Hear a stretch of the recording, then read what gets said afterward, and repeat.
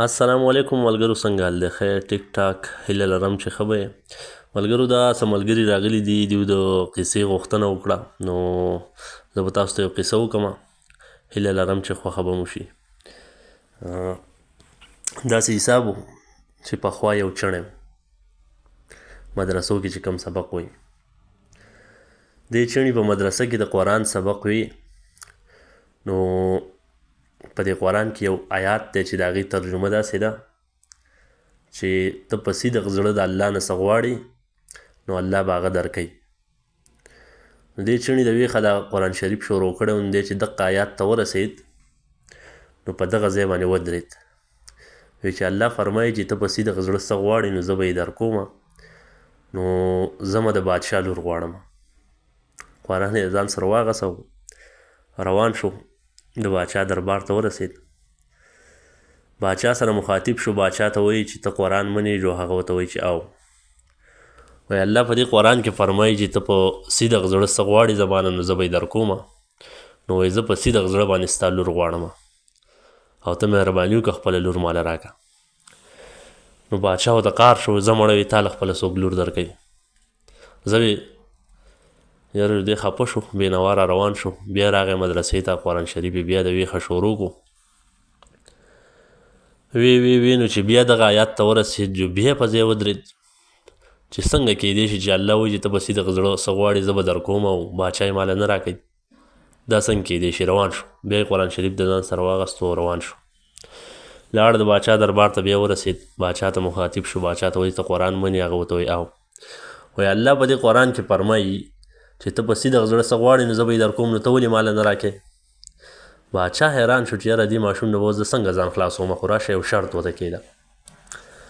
نو باچا دې ماشوم ته وایي زه ټیک ده، زه به تا له خپله لور درکړم، خو ته داسې کار وکړه چې نه په دنیا کې چا کړی او نه یې بیا څوک وکړي. لکه د ځان خلاصولو دپاره یې ورته دا شرط کېښو. ظاهره ده چې چا کړی نه او دی یې وکړي، نو د هغې نه وروسته خو بیا خامخا بل کس کوي. خو باچا ته هسې ځان خلاص کړو، ده ته یې دا خبره وکړه، وایي داسې کار وکړه چې نه چا کړی او نه یې څوک وکړي، نو زه به تا له خپله لور درکړم. یاره ماشوم خفه شو، خپل قرآن شریف د ځان سره واغسته او روان شو. مدرسې طرف ته نه بلکې د ځنګل طرف ته روان شو. ځي ځي ځي ځي ځي په لاره کې ولې یو جادوګر مخې له ورغی. دا جادوګر هم و او سړي خور هم و، انسانان به یې خواړه. دې ماشوم ته وایي ماشومه څه کوې؟ نو دی ورته وایي کار له ځمه. نو دا جادوګر ورته وایي صحیح ده، راځه وایي زما سره کار دی په کور کې، وایي زما سره به کار کوې؟ نو دی ورته وایي صحیح ده. د جادوګر د ماشوم د ځان سره کړو او کور ته یې ورسو. خپل کور ته چې ورسو او دی په کمرې ته دنده کړو، نو په دې کمره کې یو کم 100 واړه نور او سلم دی شو. د وړو دی ماشوم ته ووایي چې یاره دا خو سړي خور دی او دی د ورځې یو ماشوم خوري او ستا سلم نمبر شو، ته یې په دوکه راوستی. یاره ماشوم خفه شو چې دا په څه غم کې ګیر شوم. بس ورځې تېرېدې، ده سره به دا قرآن شریف و، نو دی به روزانه به ده په دې قرآن شریف کې په خوږ اواز باندې تلاوت کو. نو د دې جادوګر په کور کې یو لور وه، نو د هغه د دې ماشوم دا تلاوت ډېر زیات خوښ شو، د ده د اواز یې خوښ شو. نو یوه ورځ په ده پسې راله، ده ته وایي ماشومه وایي ته دا څه وې؟ نو دی ورته وایي زه دا قرآن ویم. نو وایي دا به ما ته یې زده نه کړي؟ نو دی ورته وایي نه. د جادوګر دا لور ورته وایي چې داسې به وکړو چې زما د پلار سره چې څومره جادو دی هغه ټول به زه تا ته زده کړم او ته په هغې په بدل کې ما ته قرآن زده کړه. دا ماشوم ورته وایي صحیح ده. ورځې تېرېدې، روزانه به دا جینۍ راتله، ده ته به یې جادو زده کو او ده به ورته دا قرآن زده کو.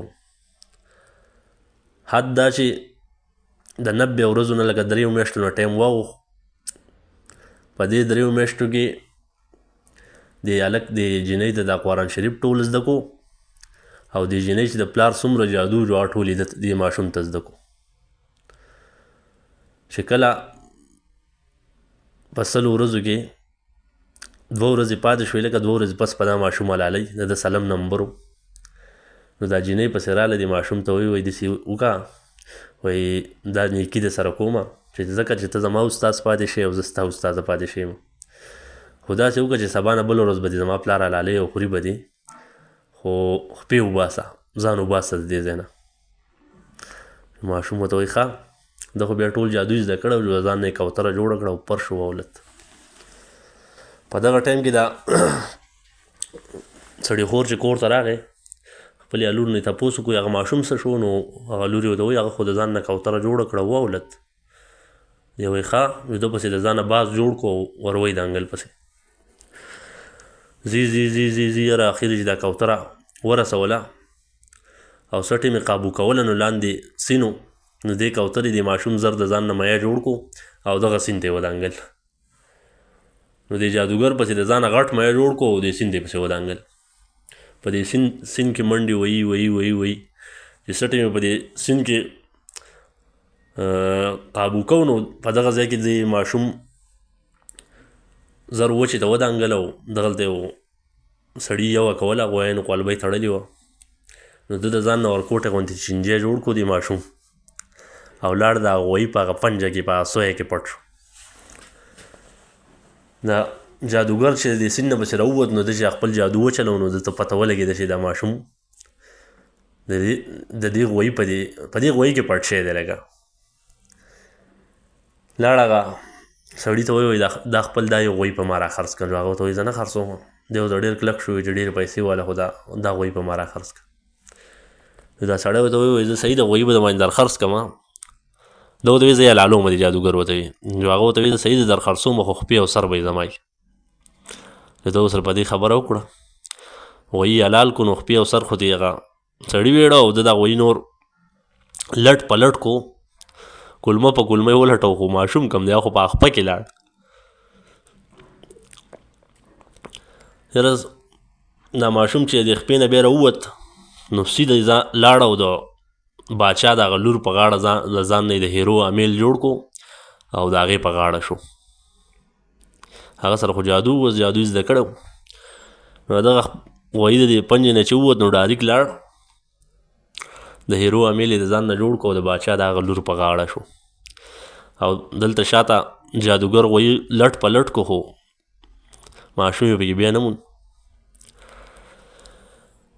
نو د باچا لور په غاړه چې د هیرو امیل راغی نو باچا ډېر زیات خوشحاله شو او اعلان یې وکړو چې زما د لور په غاړه باندې یو قیمتي امیل راغلی دی د هیرو او په دې خوشحالۍ کې چې څوک څه زما نه غواړي نو را دي شي وړي دي چې څه شي باندې ګوته ږدي نو وړي دي لکه زه به ورکومه خلک ځي ځان له رنګ رنګ سامانونه راوړي